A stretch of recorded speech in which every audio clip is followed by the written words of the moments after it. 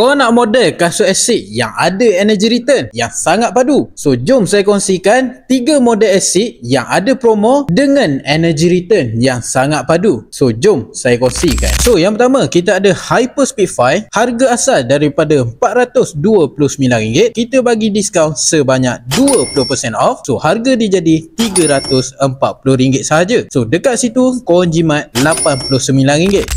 Yang kedua, kita ada Nova Blast 5. Harga asal daripada RM599, kita bagi diskaun sebanyak 10% off. So harga dia jadi RM539. So dekat situ korang dah jimat RM60.